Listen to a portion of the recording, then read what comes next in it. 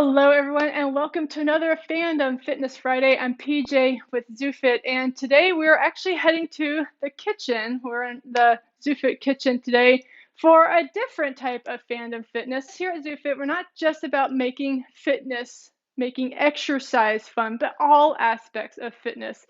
And so can our eating habits. Eating healthy can be a lot of fun, very enjoyable, by dining with some of our favorite superheroes.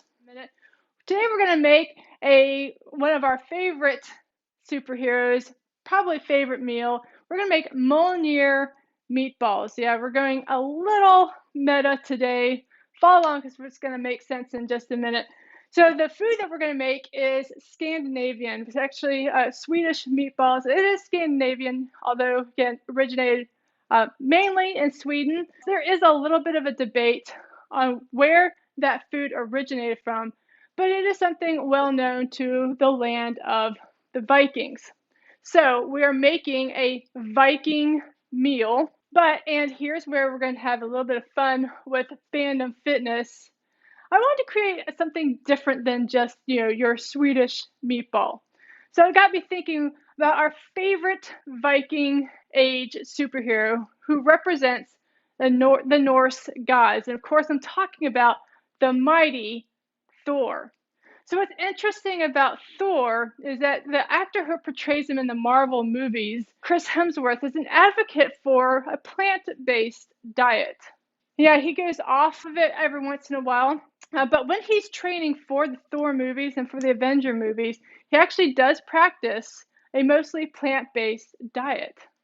So to honor the god of thunder, I created a whole different type of meatball, a meatball fit for our mighty Avenger, the wielder of Mjolnir, and now the eater of Mjolnir meatballs. So let's get started on the Mjolnir meatballs on this mighty meal. To start, I'm putting a half a cup of sunflower seeds and a half a cup of rolled oats in a smoothie blender to grind them up. But you're going to grind some sunflower seeds and some rolled oats. Now, in a large blender or food processor, place 8 ounces of drained tofu, that would be crumbled, along with those ground seeds and oats. We're going to put 2 tablespoons of parsley in there, 1 teaspoon each of oregano, paprika, and basil, 1/3 cup of diced onion, 2 tablespoons of coconut aminos, and then 4 to 6 ounces of pureed pumpkin or squash. So if you're doing this in the summer, zucchini works great. If you're doing this in the fall or winter, again, pumpkin, even acorn squash will work absolutely fine. So you're going to have a pretty packed blender. You can process this in your blender or again your food processor until all the ingredients are well blended and it forms a thick paste. You can also do this by hand and make sure that it's just well incorporated if necessary, but with the power of Mjolnir, I really do love using my Ninja. We're going to place some parchment paper on a baking sheet, and then we're going to start creating our Mjolnir meatballs. Going to take a small handful of the mixture and roll it into a ball, placing it on the baking sheet. So then you're going to repeat that with the rest of the mixture, and you're going to make about 20 to 24 balls. And we're ready to bake these babies. Once again, I'm big on saving energy and not turning on the oven until absolutely necessary. Set the oven to 350 degrees. Place our Mjolnir meatballs to bake for 30 minutes.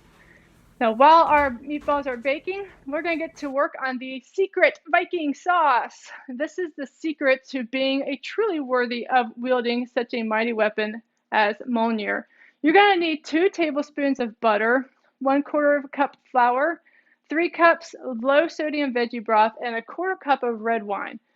So today, again, we're making this plant-based, and I'm using a butter called Miyoko's. And this is my personal favorite brand of non-dairy products because they taste absolutely amazing. They are plant-based, which means they're completely vegan. And look, no palm oil. So if you want to use real butter though, that's perfectly fine. Just obviously it won't be vegan. And also, if you want to use a non-gluten flour, that works wonderfully too. I don't really actually have a preference. It's whatever works best for you. So we're going to place the butter and flour in a large saucepan over medium heat and whisk together until a thick paste forms. Add the broth and the wine and bring just to a boil, whisking as we go. Lower that temperature and let it simmer, stirring occasionally until a thick sauce is formed. And when those meatballs are finished, we're going to place in a bowl and cover it with our Viking sauce. And then, guys, enjoy a Viking traditional meal with the God of Thunder twist. Here's to eating clean, living green, and training positive. By Thor's Hammer. Enjoy your Mjolnir meatballs. And again, I will see you guys next time on another Fandom Fitness Friday.